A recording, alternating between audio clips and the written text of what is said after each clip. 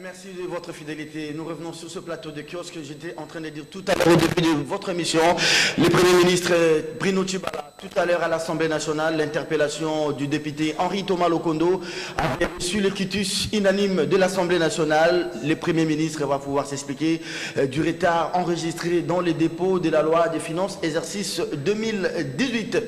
Robert Mugabe, le vieux Roba, vient de partir après 37 ans de règne sans partage et qui a géré ce pays sous une main de maître, une main de fer. Robert Mugabe cède non, je disais au début de l'émission, pendant que la procédure de sa déchéance était amorcée à l'Assemblée et au Sénat, bref, au Parlement. C'est le vice-président dessus qui va rentrer au pays, lui qui avait fait les déplacements de l'étranger pour pouvoir conduire la courte et la petite transition.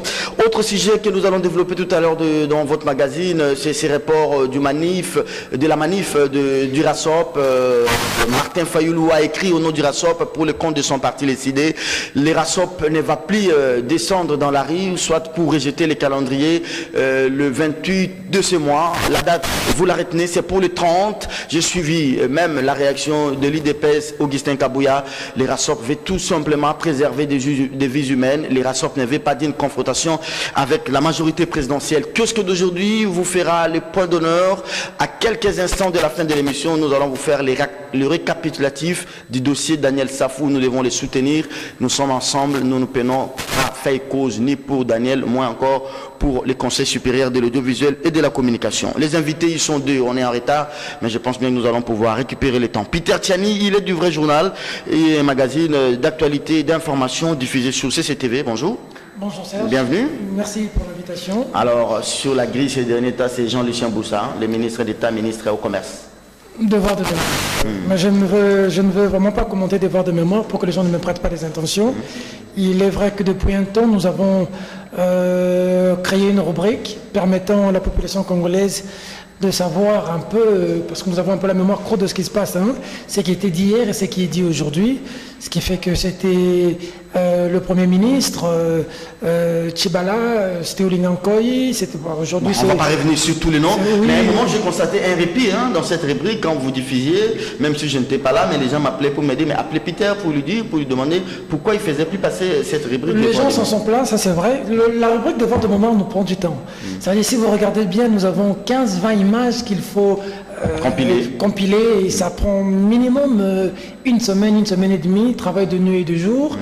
C'est un travail énorme. C'est comme ça que deux fois il y a... et puis il faut faire le choix de la personne au regard de l'actualité, au regard de...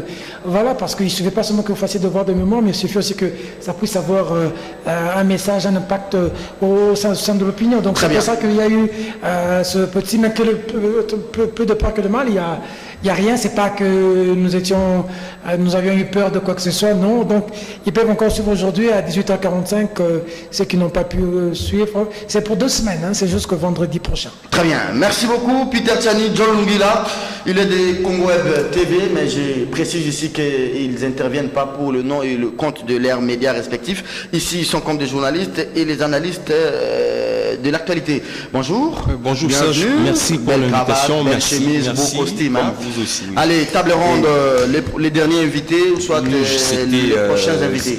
Les derniers, c'était... j'ai perdu, c'était le jeudi passé. Mais demain, je sais que je vais recevoir un plateau de jeunes.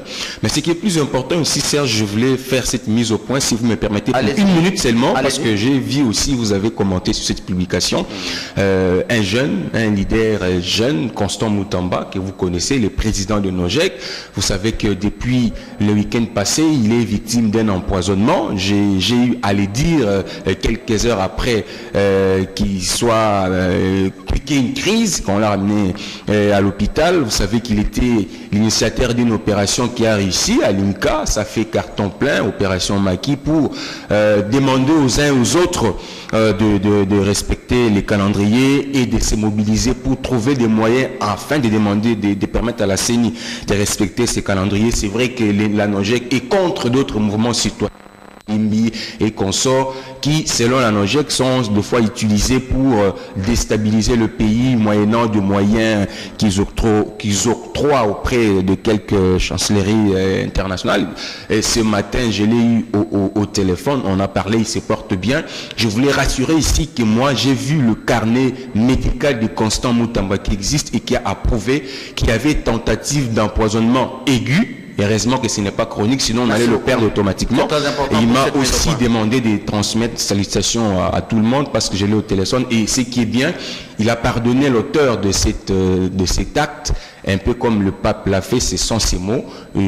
Prions pour lui pour qu'il puisse retrouver sa forme et revenir dans ses activités politiques pour servir le pays. Budget de l'État, exercice 2018, RDC Tchibala face aux députés. Aujourd'hui, écrit la prospérité, mesure de décrispation politique, Siensa, Olengankoï décrète une mission de clarification auprès du gouvernement congolais, écrit la prospérité. Forum, l'opposition ayant repoussé sa marche au 30 novembre, RASOP, MP, les chocs frontaux évités de justesse. Dans sa lettre adressée au gouverneur Kimbuta, le président de l'ECD, Martin Fayoulou, donne les détails sur l'itinéraire. Démission de Mugabe, Alpha Condé donne de la voix et réagit. La cité africaine, la question qui circule sous les manteaux, majorité, qui va succéder à Joseph Kabila? Peter, vous demandez les stylos? Oui, merci. Non, quand vous venez à l'émission, on s'amène avec un bout de papier et un stylo. Merci je vous beaucoup. prête les miens, mais prochainement, quand vous venez à l'émission, ok, vous ne venez pas blaguer sur ce plateau. Voilà, maintenant que vous avez besoin de noter et que vous n'avez pas de stylo. Merci beaucoup. Est-ce qu'on peut revenir sur... c'est un dénouement plus que heureux hein, au Zimbabwe. Tout ce qu'il y a eu, maintenant le vice-président va rentrer. Vous pouvez passer 2 minutes d'analyse sur la situation du Zimbabwe. Vous savez, la situation à Zimbabwe nous renseigne sur ce que nous devons respecter sur le plan dans la gestion d'un État. Mais au-delà de tout ce qui s'est dit, parce qu'il y a de ceux-là qui font aussi, bon, chacun interprète la situation zimbabwéenne à sa manière, mais il faut savoir qu'il y a un chercheur zimbabwéen qui avait écrit il y a 3 ans que les Zimbabwe étaient prêts à accepter Mugabe même pendant 500 ans, même pendant 600 ans à la tête du pays. Les Zimbabwe étaient prêts. Mais les Zimbabwe n'étaient pas prêts à accepter tout, sauf sa femme, son épouse, sauf une autre personne issue de sa famille biologique.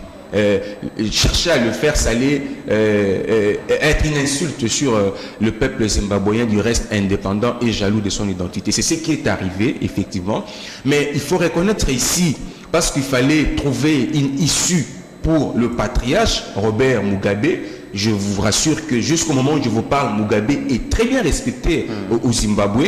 Voilà pourquoi on ne voulait pas l'humilier. Voilà pourquoi on voulait qu'il démissionne, parce qu'il fallait qu'on reste dans le cadre constitutionnel. La démission de Mugabe allait ouvrir la brèche à une transition avec la gestion du vice-président pour organiser les élections. Mais tuer Mugabe ou le forcer à l'exil, ça allait tomber dans ce que d'aucuns ne voudraient, le coup d'État, ce qui n'était pas une bonne chose. Et je salue le travail des négociations qui s'est passé avec le médiateur, du reste c'est son prêtre qui a été avec lui depuis longtemps, et même l'implication de l'Union africaine et de l'Afrique du Sud pour aider le Zimbabwe à éviter une crise après le départ de Mugabe. Nous saluons le courage et le sens de fair play de Mugabe qui a accepté de démissionner, de quitter le pouvoir. Un peu en retard. Hein? Oui, c'est en retard, mais il fallait qu'il soit aussi rassuré. C'est vrai, les discussions sont allées au-delà de l'avenir du Zimbabwe, mais aussi de l'avenir de Mugabe. C'était important de le définir sur papier. Je crois qu'aujourd'hui, les Zimbabwéens ont pris la responsabilité de régler en famille leurs problèmes, au-delà de l'implication, de l'ingérence que cela allait favoriser. Mugabe est parti. Souhaitons un avenir radieux au Zimbabwe pour qu'il puisse organiser les élections et trouver la personne qui va prendre le commande du pays après Robert Mugabe, qui le reste n'a pas aussi démérité. Il a laissé le Zimbabwe sur de bonnes rails, sur de bonnes statistiques. C'est vrai, beaucoup reste à faire, mais reconnaissons que Mugabe a beaucoup fait aussi pour son pays. Merci. Il faut comparer Zimbabwe de la Rhodésie du Sud à l'actuel Zimbabwe avec ces dollars zimbabwéens qui ne représentent plus rien, qu'est-ce qui vous dit qu'aujourd'hui Zimbabwe est sur les bons rails et que Mugabe a laissé ça pendant que l'économie est au rabais? Non, si nous parlons de Zimbabwe aujourd'hui avec respect, c'est Robert Mugabe.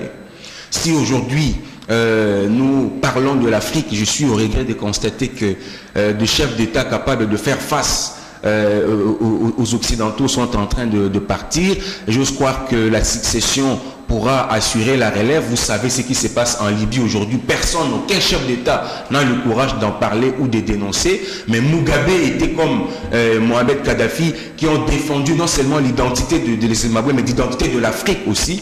Il faut les reconnaître. C'est vrai, l'homme est resté depuis très longtemps au pouvoir. C'était lié à un contexte donné. Aujourd'hui, les États se démocratisent de plus en plus. Les peuples africains voudraient bien devenir appliquer la démocratie. Et donc tous les dictateurs doivent partir, qui du reste n'ont pas démérité, mais le plus important c'est l'héritage, comme je l'ai dit, que Mugabe a légué au Zimbabwe et au peuple africain, et donc qu'on s'en sert positivement. Très bien. Robert Mugabe est parti, trop de pression, mais j'ai comme l'impression aussi que c'est son épouse qui a quelque peu précipité le départ de Robert Mugabe. Et si Grace Mugabe n'avait pas poussé Robert à pouvoir faire partir le vice-président, peut-être que Mugabe allait rester encore là président dans l'ombre et que le vice-président ferait l'affaire jusqu'au prochain congrès de la ZANU-PF au mois de décembre prochain. Merci beaucoup Serge. J'aimerais d'abord préciser ici que le fait de manquer un stylo ne veut pas dire que c'est de la blague, ça arrive. Moi je fais des émissions, il y a des fois des invités viennent sans stylo, je leur donne, c'est le travail même de la réalisation, de donner un papier et un stylo aux invités. Donc quand il n'y en a pas, ça n'a rien à voir avec le fait de blaguer. On vous a donné du papier, hein? Oui, donc il fallait essayer de rectifier. Par rapport à Mutamba, je veux rectifier rapidement. Non, s'il vous plaît. Le débat de Mutamba, ce n'est pas un débat inscrit à l'ordre du jour. Il a fait une mise au point, ça ne vous engage pas. Non, s'il vous plaît, répondez. Non, s'il vous plaît. On ne fait pas un débat. Non, s'il vous plaît. Nous sommes à la télévision. Non, s'il vous plaît. Nous avons pour rôle d'informer, Serge. Peter Tchani. Laisse-moi réagir à ce que j'ai dit. Non, c'est pas à l'ordre du jour. Je ne refuse pas. L'invité a dit quelque chose. Peter Tchani. Pourquoi tu m'empêches d'en parler? Peter Tchani, si vous voulez réagir sur ce que les confrères a dit sur Mugabe, parce que c'est un sujet à l'ordre du jour, je vous donne la parole. Si vous voulez réagir sur Mutamba, j'ai dit que ce n'était pas un sujet à l'ordre du jour. Alors épargnez-moi ces détails, on risque de faire une publicité inutile sur quelqu'un qui peut-être ne représente rien. Allez. Voilà. Alors est-ce que je peux préciser quelque chose? Non, sur Mugabe, oui, s'il vous plaît. Respectons les c'est important. Tentative d'empoisonnement. Non, s'il vous plaît. Ça veut dire que ça n'existe nulle part. Peter Tchani. Bon, ça va. Allez-y. Robert Mugabe. Comme tu... Ne faisons pas la publicité de quelqu'un qui ne représente rien. Justement, il faut respecter les choses. C'est pourquoi je vous épargne ces détails inutiles. Robert Mugabe. C'est pas possible. Robert Mugabe. Bref, je perds même le fil d'idée et je vais avoir du mal à réfléchir, Serge. Si ce sera comme ça. Je peux vous aider à vous donner certains éléments. C'est que finalement, l'Assemblée nationale et le Sénat zimbabwéen s'étaient réunis pour procéder à une procédure de déchéance de Robert Mugabe. Pendant ce temps, Robert Mugabe précipitamment envoie sa lettre de démission et ça a créé l'euphorie à Bulawayo, au Zimbabwe et même au niveau de l'Afrique. C'est un dictateur qui part, un despote, je ne sais pas moi, 37 ans après, il est apprécié selon les uns comme un despote, selon les autres comme héros de la guerre de la libération, mais il était déjà lâché par son parti, la ZANU-PF, par l'armée et par les vétérans de la guerre. Je veux ici saluer tous les combattants de la liberté qui ont travaillé en Afrique. Je veux ici saluer toutes les personnes qui se sont battues pour leur pays. Mugabe n'a pas tout faux. C'est vrai qu'il a fait des choses dans son pays. C'est vrai qu'il a même chassé des blancs pour prendre les richesses et donner aux noirs. Ça, c'est une très bonne chose. Malheureusement, à la fin, Mugabe a multiplié par 0 tout ce qu'il a pu faire et sorti par la petite porte. Mugabe pouvait sortir par la grande porte. Voilà. C'est comme ça que je l'ai même dit que Joseph Kabila, en faisant le 1+4, pouvait sortir par la grande porte en 2016. Mais aujourd'hui, visiblement, en lui ouvrant les choses, je crains qu'il ne sorte par la petite porte. Ça veut dire que Mugabe est passé pour un grand. Il y a des dictatures qui développent des pays. C'est comme ça que je t'ai dit l'autre fois, tu viens de le dire. Non, tu disais ça aux téléspectateurs. En face de moi, c'était lui. Tu ne t'adresses pas à ton en face de moi, c'était lui, parce que c'est lui, c'était un échantillon pour casser ce qu'il dit. Tu as parlé de Libye. Justement, Kadhafi était un dictateur, mais un dictateur qui travaillait pour le développement de la Libye. Mugabe, un dictateur qui a travaillé pour le développement de... Pour l'effondrement de l'économie zimbabwéenne. Ça, c'est le fait. Non, il y a eu une période. C'est à la fin que quand il a voulu se pérenniser, c'est cette question de vouloir rester au pouvoir et à la fin, il n'y a pas de dauphin. Il se dit, maintenant, c'est ma femme que je veux placer. La nation se ligue.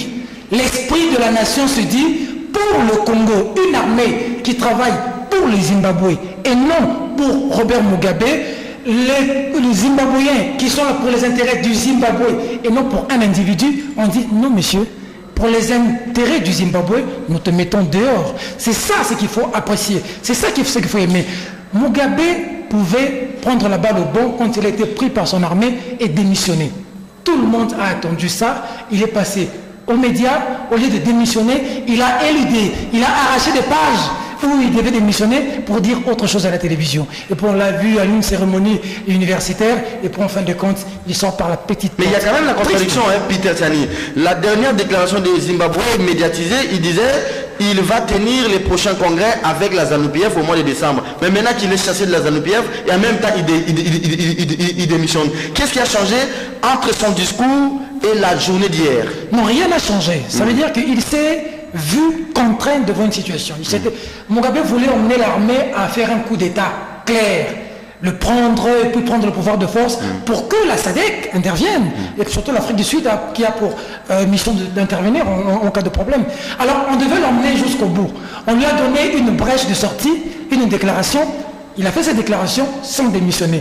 Alors maintenant, quand on a enclenché la procédure de sa destitution à l'Assemblée, alors il s'est rendu compte que c'était perdu pour lui. Alors c'est là qu'il va sortir par la toute petite porte. Quelle leçon pour l'Afrique, pour le Congo démocratique, pour les armées africaines et pour l'armée congolaise? Non, surtout pour le Congo. Mugabe était le seul chef d'État à venir à la prestation de serment du président de la République en 2011. Quand tout le monde a saboté. Ça veut dire que c'est une leçon importante, très importante pour nous, pour dire que à un moment de l'histoire, il faudrait savoir quitter les choses avant que les choses vous quittent.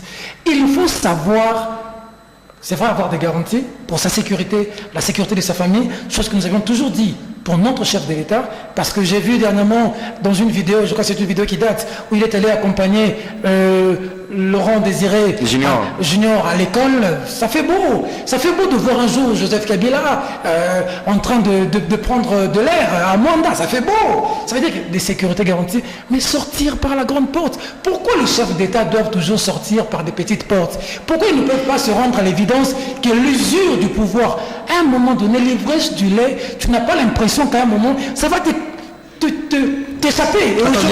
Est-ce que c'est difficile d'établir un parallélisme entre les armées africaines en général et l'armée zimbabwéenne? Parce que l'armée zimbabwéenne, en fait une partie intégrante de la ZANU-PF, bref, d'un parti politique. Est-ce que les armées africaines peuvent aujourd'hui se dire, en tout cas, si un chef d'État, je ne parle pas de l'armée de mon pays, mais elle fait partie de l'armée africaine, il ne faut pas avoir peur de parler, que non, ce monsieur veut violer les textes, il veut violer notre pacte républicain. L'armée peut aujourd'hui s'élever et dire, tel monsieur, on te met de côté, tel monsieur, c'est lui qui va diriger la... Non, mais Serge, il faut beaucoup féliciter l'armée zimbabwéenne. Ces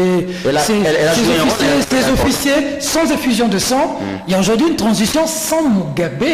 Nulle part inscrite dans la constitution zimbabwéenne. L'armée a joué un rôle, elle a évité l'effusion de sang, elle a sécurisé Mugabe, elle a fait en sorte que Mugabe ne soit pas inquiété jusqu'à le sortir dehors. Et aujourd'hui, tu te rends compte que l'armée a commencé à traquer les gens autour de Mugabe, les gens qui étaient en train de traquer des corrupteurs. C'est les gens qui étaient en train de diriger cette armée. Est-ce que l'armée congolaise traquera un jour ceux qui ont détruit l'IFPI? Ça, c'est la question.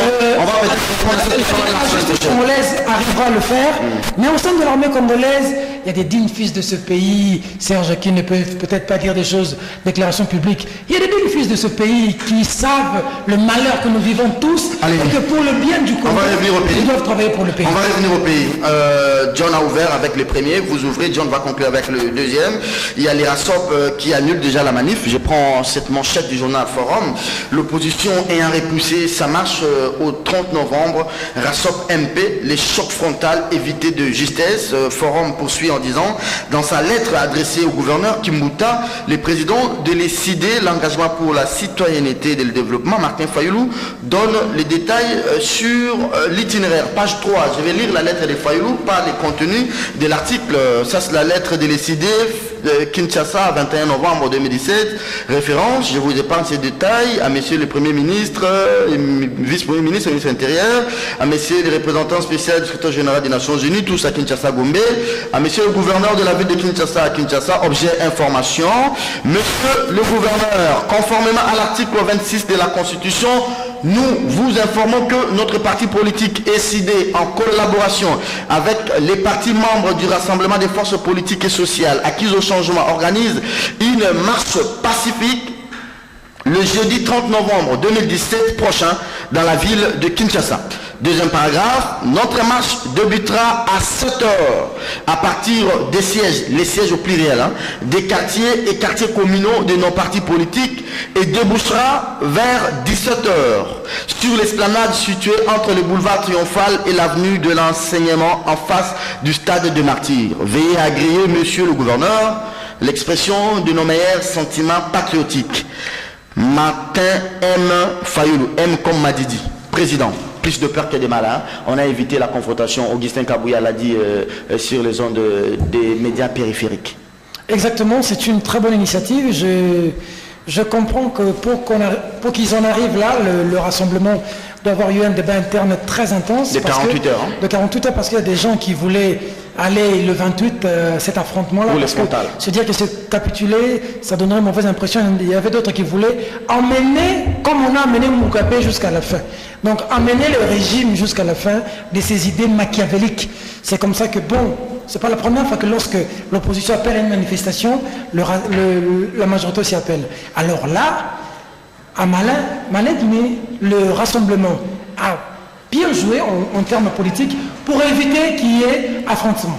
Maintenant que jeudi a été choisi pour la manifestation du rassemblement, nous allons maintenant voir comment ceux qui voulaient mobiliser le 28 vont s'en sortir. Mais qui ne vous dit pas qu'il y aura une critique qui va encore sortir aujourd'hui pour projeter une manif aussi le même 30. Alors en ce moment-là, ça va maintenant sauter aux yeux de tous que ces gens sont animés de mauvaises volontés. De la provocation. De la provocation.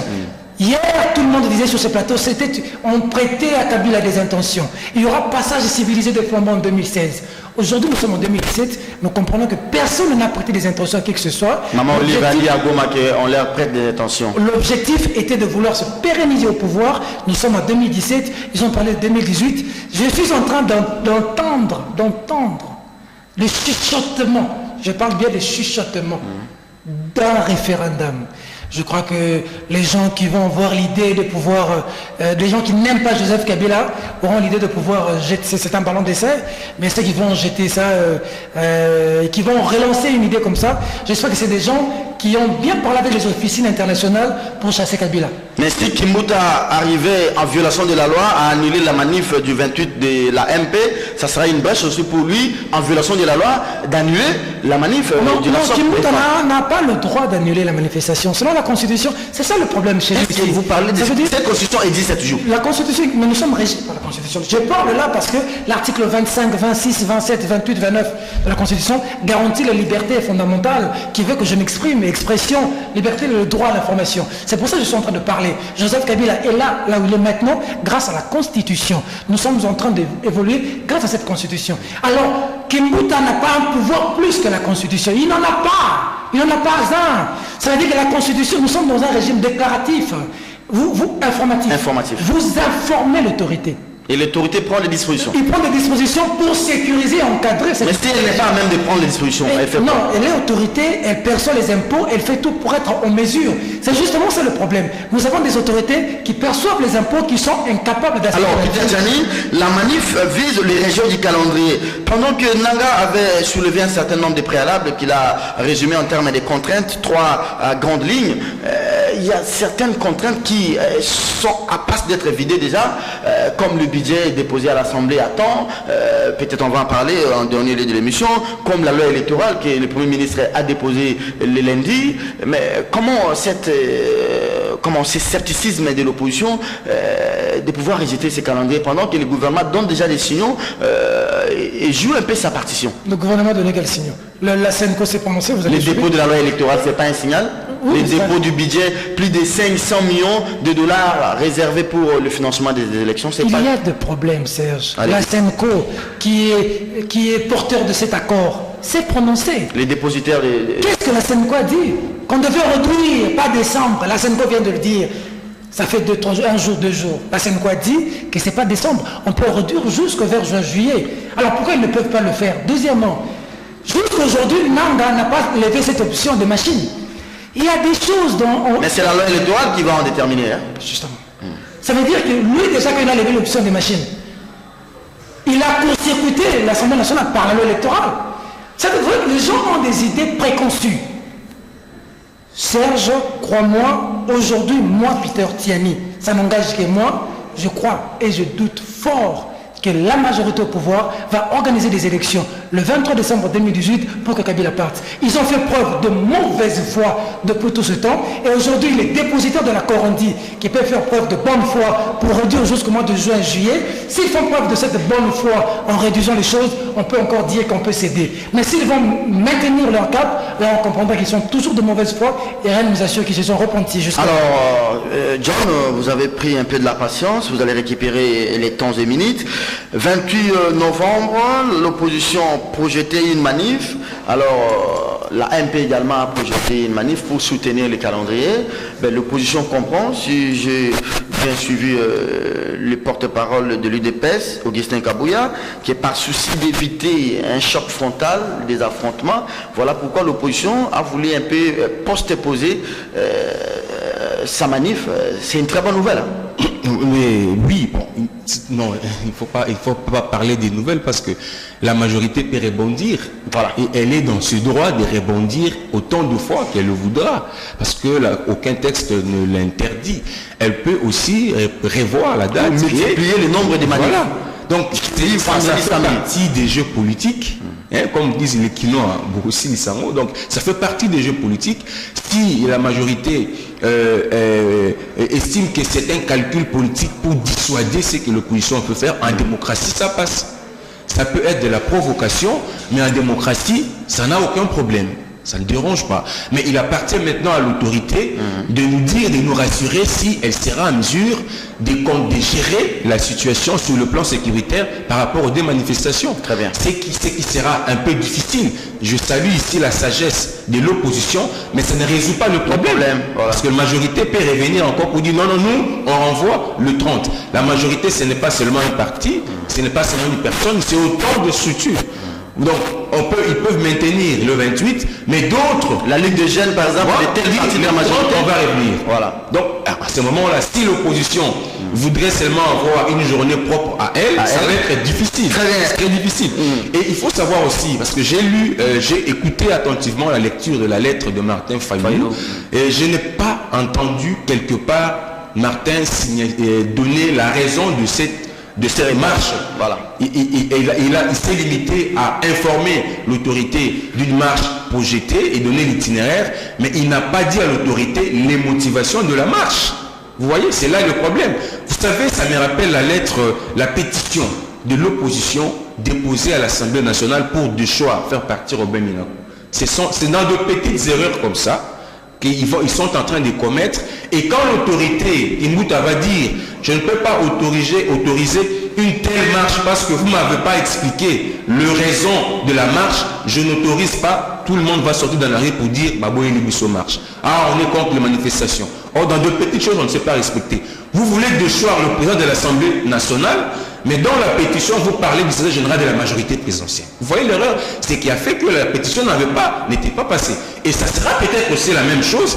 C'est le moment pour Fayulu de réécrire une autre lettre pour dire à Kinbuta pourquoi le RASOP, son parti, organise cette marche le 30 décembre. Ça sera beaucoup plus complet parce que là, c'est pas complet. Mais vous savez, il ne faudrait pas que ça donne l'impression que ça fait partie des ultimatums qu'on lance pour faire partir un chef d'État. Ce qui s'est passé au Zimbabwe, c'était un mouvement spontané. Ça n'a pas été programmé, Peter Tiani. Parce que tu sembles un peu faire je ne voulais pas parler de la confusion, mais tu fais trop de raccordements, mais frauduleux, entre la situation en Zimbabwe et la situation RD congolaise. C'est deux choses différentes, c'est pas la même chose. En tout cas, c'est pas la même chose. Ce qui s'est passé au Zimbabwe, nous l'avions dit, mais ce qui se passe dans notre pays, c'est tout à fait différent parce qu'il y a des élections que nous devons organiser. Et ces élections-là font face aux contraintes, entre autres financières. Nous avons besoin de moyens. Nos partenaires internationaux le savent. D'ailleurs, ils ont conditionné leur appui par une publication du calendrier. Ce qui vient d'être fait. Mais maintenant que le calendrier est là pour aller aux élections, qu'est-ce qu'il faut faire? Il ne faut pas contester le calendrier. Il faut faire de pression pour aider la CENI à trouver des moyens. Moi, je crois que la sagesse aurait, en lieu et place d'organiser des marches, c'est d'accepter ces calendriers et de suivre son application à la lettre. Voilà. Corneille Nangaa, vous avez dit le 20 janvier 2018, vous allez faire quoi? Vous allez faire telle chose. Nous sommes le 20 janvier. Vous l'avez fait ou pas? Vous ne l'avez pas fait. Nangaa, votre calendrier, vous avez dit au mois de février, il y aura telle chose. Vous l'avez fait ou pas? Nous ne l'avons pas fait. Pourquoi? Et à ce moment-là, quand on a des signes de départ du respect, du non-respect du calendrier, là, on peut projeter de marche pour dire non, on comprend qu'il y a une mauvaise foi. Mais aussi longtemps que le calendrier est publié, le jour même de sa publication, quelques minutes après, sont les déclarations du rejet du calendrier. Aujourd'hui, il y a une marche pour contester ces calendriers. Mais ça risquerait d'être un faux ultimatum. Alors, John Lungila, vous avez encore de la parole.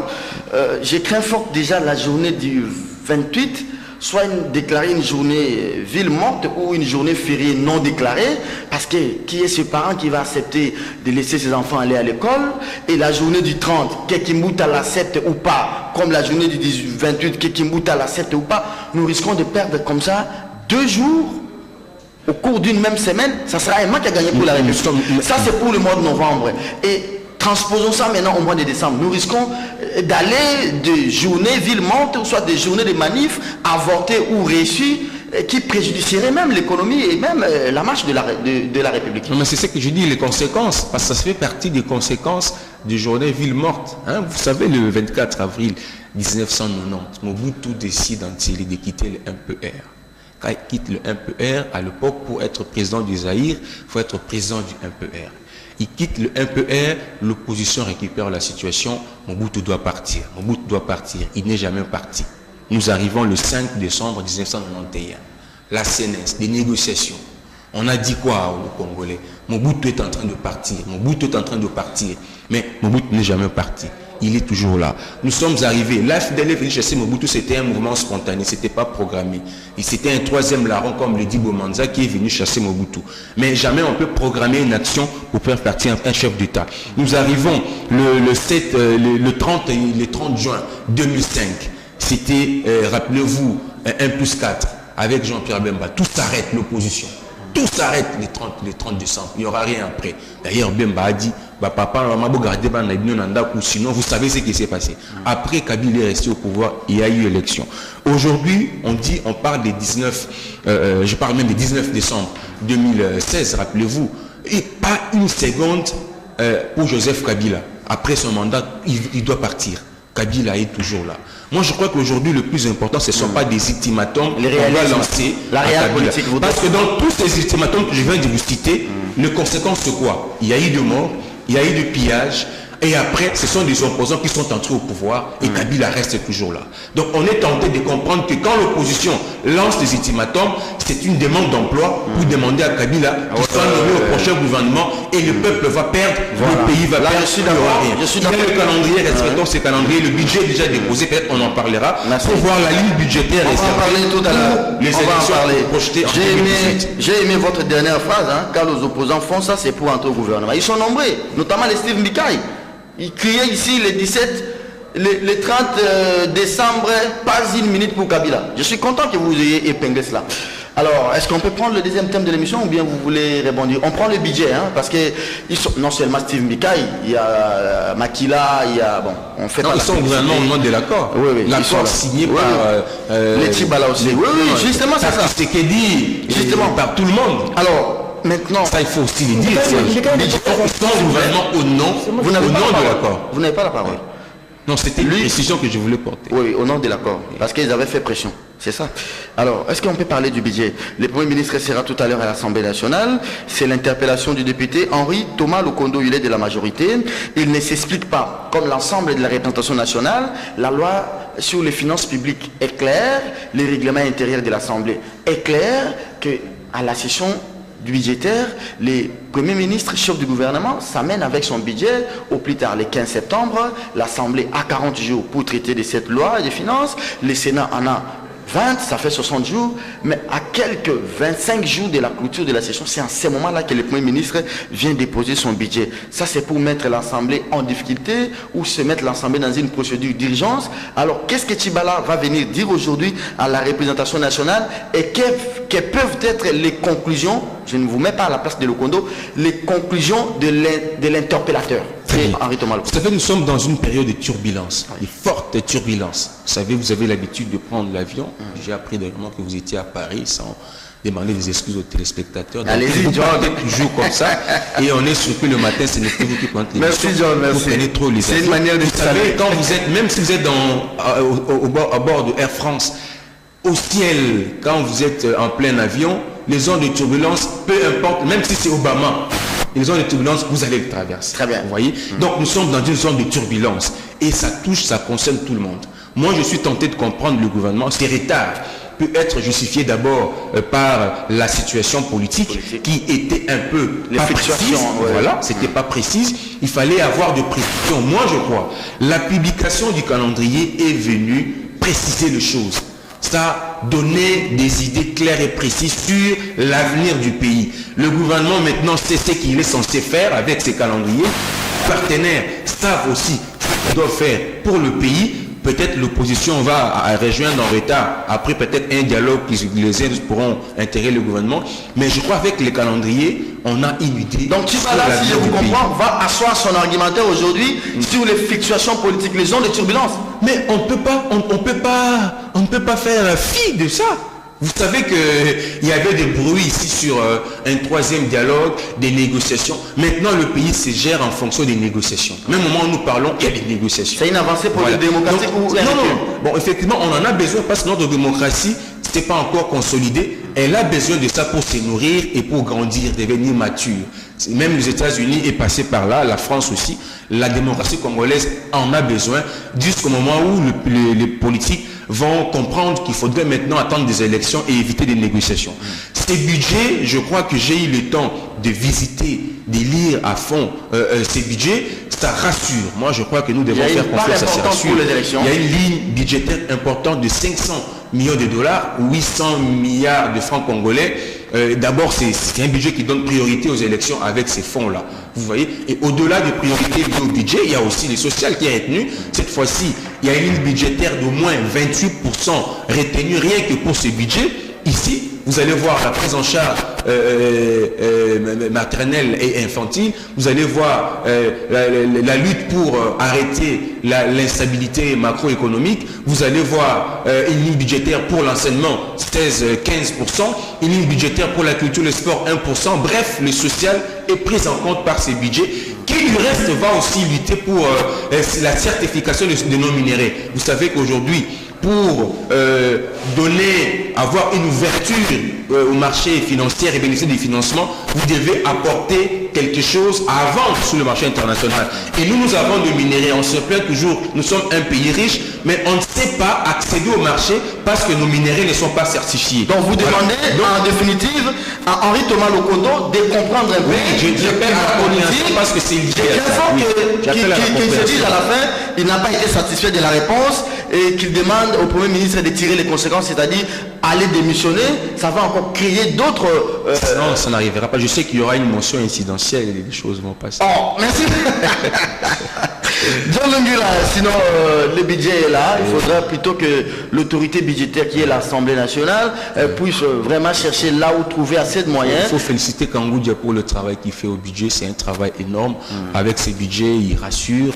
Et je crois que c'est un travail des professionnels. On attend le résultat l'année prochaine. Les problèmes qu'il a eu avec l'INC et son président ne l'ont pas... Ça c'était un problème personnel. D'ailleurs, je vous ai dit que si vous allez au budget maintenant, le cabinet respire. Parce qu'avant, c'était le marché Gambela. Comment ça? Il y avait des mondes là-bas.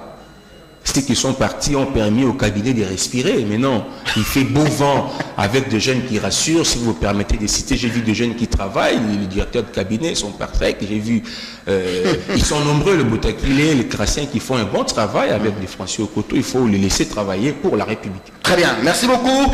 C'était John Lungila de Congo Web Télévision, l'émission Table Ronde sur Kiosque. Allez, Peter Tiani, l'interpellateur, comment il va faire sa conclusion? Vous pensez que dans sa conclusion, il va demander au Premier ministre de démissionner et le Premier ministre va peut-être asseoir son argumentaire d'aujourd'hui sur base de quelle loi? Parce qu'il a lui-même violé la loi. Il n'a pas déposé le budget à temps selon la loi des finances. Il n'a pas déposé le budget à temps selon les règlements intérieurs de l'Assemblée. Il va maintenant asseoir son argumentaire sur base de quoi? Lissanga Bonganga va l'aider comme il est ministre d'État après le Parlement? Bon, le problème au Congo, ce n'est pas un problème de texte, c'est un problème de volonté politique. Je suis quand même tout à fait sidéré que tu dises qu'il y aura une motion incidentielle qui viendrait. Ceux qui sont à l'Assemblée nationale représentent toute une population. Ils ont reçu mandat, bien qu'aujourd'hui ils sont hors mandat. Et lorsqu'il y a des interpellations, c'est pour qu'on rende compte. Affaire passeport, affaire des gens qui meurent. L'élevabilité oblige. Ça veut dire que lorsque vous dites qu'il va y avoir une motion incidentielle, vous êtes en train de vous moquer de la population congolaise. Et ça, c'est quand même d'une gravité énorme. Bon, il faut aussi rectifier que Mbikaï n'est pas au gouvernement pour la signature de l'accord de Tshisekedi. Il était déjà là avec Kodjo. Tshisekedi n'avait pas signé avec Kodjo. Lorsque vous parlez des lignes budgétaires, les lignes budgétaires, ça a commencé en 2011 avec l'Assemblée nationale. On appelle les élections 2016. Pourquoi? Tout ça, c'est le Parlement avait voté la ligne des crédits de l'ordre de 250 000, donc 250 millions chaque mois pour pouvoir tenir ces élections. Donc chaque année. Chaque année. On n'a finalement pas eu ces élections pour raison de moyens. Pire encore, je vais ajouter ici que Nanga, avec le gouvernement, ici, il devait avoir l'année passée 300 millions. Ça a été respecté à 25%. Maintenant, on entend l'autre Premier ministre qui a été débauché et qui maintenant veut revenir à la raison, qui dit qu'il a plus contribué que Matata. Puis tu as raison de dire que les mêmes personnes qui envoient les gens de la rue, les autres gouvernements, c'est parce qu'on n'a pas une culture d'homme, d'État dans ce pays, on n'a pas une culture de redevabilité, on n'a pas des gens capables, des gens qui ont une crédibilité. Qui ont les sens de l'honneur. Oui, même toi et moi, nous sommes journalistes, c'est pour ça que le devoir de mémoire a été créé. Même toi et moi qui sommes journalistes, nous disons des choses aujourd'hui ici, mais peut-être que demain, nous allons dire le contraire. Une fois, j'ai suivi une brillante prestation de mon co-débatteur, John, lorsque l'un des membres de la famille était touché, qui a rendu le service de ce pays. Revenez au budget. Je suis dans le budget. Non, le budget n'a rien à voir avec les membres des familles de John Lulunga. Serge, je suis en train de... John l'a dit à la télé. Je n'attaque pas John. Je félicite ce qu'il lui a fait. Sinon, je ne sais pas parler, Serge. Il a parlé à la télévision et moi j'ai apprécié parce que nous avons travaillé ensemble, même de le vrai journal, sur un des membres de la famille qui a été tombé pendant la bataille avec les histoires de Mbonanti, Mikamonantsapou. Mais John s'était plaint sur la situation qu'il avait vécue. Aujourd'hui, il a une famille. Est-ce que ses enfants ont été indemnisés au regard du travail que leur père a fait? C'est ça le Congo que nous voulons, John. Est-ce que tu peux regarder à la télévision, dire que tes soeurs, tes frères, là aujourd'hui, le gouvernement prend un soin d'eux? Vous pouvez revenir sur le budget? C'est le Congo que nous voulons. Quelles peuvent être les conclusions de Lokondo aujourd'hui? Il va pousser les bouchons jusqu'au bout, demander la démission du Premier ministre, une démission qui va impliquer encore d'autres représentants politiques avec l'héritage déjà constaté qui va certainement peser sur la machine politique et les calendriers des Nanga, ou bien Lokondo va peut-être se limiter à des recommandations? Non. Ça ne peut plus le faire peur parce que cette assemblée n'a fait tomber aucun ministre. Encore moins un Premier ministre. John a révélé ici qu'il y aura une motion incidentielle. Parce que le Kondo, c'est parmi les députés de la majorité qu'il faudrait féliciter.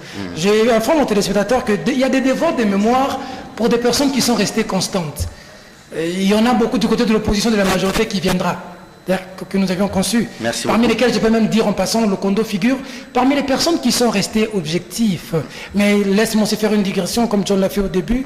Je ne peux pas aussi parler dans cette émission sans penser aux personnes de probité morale qui ont beaucoup fait pour ce pays. Je pense ici à Franck Diongo qui est en prison.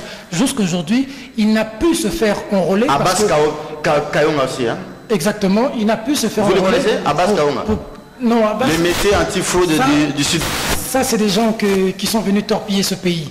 Donc, vous avez Franck Diongo à la prison qu'on ne peut pas oublier. Vous avez Mouyambo, vous avez Dio Mindongala, vous avez Leta Mangassa. Je ne peux pas oublier, pour finir par là, Moïse Katumbi à l'étranger, des gens qui font un grand travail. Non, je lance ici, j'ai félicité le Kondo. Il y a de la majorité, ils sont nombreux au sein de la majorité qui font un travail aussi digne. Mais du côté de l'opposition, laissez-moi dire que les Diongo sont des races choisies. Les Moïse Katumbi est quelqu'un qui, la majorité nous a présenté comme un modèle de gouverneur qui aujourd'hui passe pour la bête noire. Quelqu'un m'a même dit à moi, Peter Tiani, qui n'a journal n'a sur l'imos à la Kimia, qu'on le bela Moïse Katumbi, t'es pour y pena, un chef et ça. Ça veut dire que c'est des gens comme ça qu'il faut, nous à la télévision, nous allons communiquer sur des personnes qui subissent de l'injustice. Ils sont nombreux. Merci comme beaucoup. Je viens de parler aussi le cas de John Lunguila. Madame, Monsieur, l'émission est terminée. John Lunguila et Peter Tiani étaient les invités des kiosques de ce matin. Et je vous avais promis qu'aux derniers instants de ces magazines, j'allais vous faire une mise au point sur la situation de Daniel Safou. Alors, je vous apprends, j'ai suivi sur Okapi ce matin que le CESAC venait de prendre une mesure d'assouplissement des sanctions contre Safou. Au lieu de 60 jours, le CESAC a pris maintenant une décision pour 45 jours. Donc, Ekiti Mouamoukié. Alors, je m'en vais vous faire la genèse de l'émission, de ce dossier en 5 minutes, rapidement. Parce que vous m'appelez, je vous donne cette info une bonne fois pour toutes. Et ici, je ne soutiens ni Safou contre les CESAC, ni les CESAC contre Safou. Safou est passé pour dire des choses ici sur ce plateau au conditionnel. Il est accusé par Madame Élisée Mounembwe, questeur de l'Assemblée au CESAC. Les CESAC convoquent Safou. Safou ne se représente pas parce que Safou n'avait pas accusé réception de l'invitation. Le CESAC a fait la mauvaise direction en déposant l'invitation à CCTV. Or, Safou ne travaille pas à CCTV. Et sur base de cela, il y a eu une deuxième invitation à laquelle Safou n'avait pas accédé. On a donné ça à un des collaborateurs de Safou. Safou ne s'est toujours pas présenté. Et le CESAC s'est réuni pour sanctionner Safou. J'ai la décision ici. Le CESAC s'est réuni pour sanctionner M. Safou. C'est ça la décision. Le CESAC s'est réuni, décision du Conseil supérieur de l'audiovisuel du 31 octobre 2017 portant embargo de 60 jours sur tous les médias opérant en RDC contre l'acteur social Daniel Safou. Vu. Après débat et délibération, décide. Article 1er. Est décidé un embargo de 60 jours contre l'acteur social Daniel Safou à dater de la notification de la présente. Ça, c'est la première décision.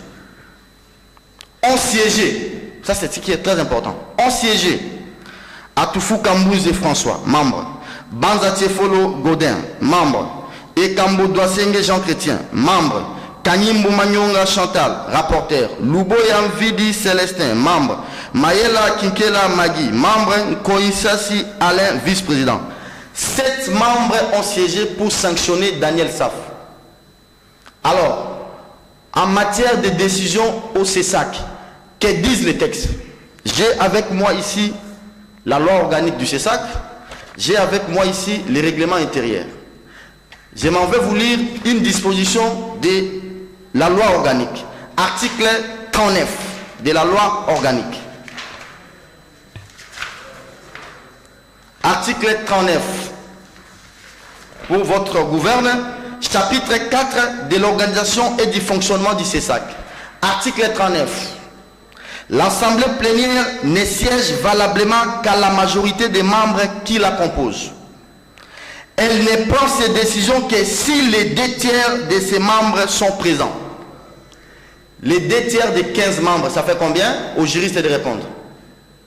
Les 2 tiers des 15 membres, ça fait combien? Ça fait 10 personnes. Mais vous vous réunissez à 7, vous prenez une décision à violation de votre propre règlement intérieur. Je ne sais pas si vous avez des juristes chez vous, et des sommetés comme des Chantal Kanyembo, des titres que nous respectons, appuient des choses comme ça. Et à la présidence, on nous suit. Les 2 tiers réclamés dans la loi organique ici, c'est-à-dire 10 membres, vous siégez en violation de votre propre organe, la loi organique, et vous sanctionnez Safou. l'avocat conseil de Safou fait appel de la décision et demande l'annulation pure et simple. Le CESAC se réunit en session ordinaire et le CESAC dit ceci, décide. Le conseil fait droit à la demande de M. Daniel Safou tendant à la remise de la procédure et son pristine état pour lui permettre de présenter ses moyens de défense en bonne et due forme. Article 2. M. Daniel Safou est invité à présenter ses moyens de défense au secrétariat d'instruction du CESAC le lundi 20 novembre.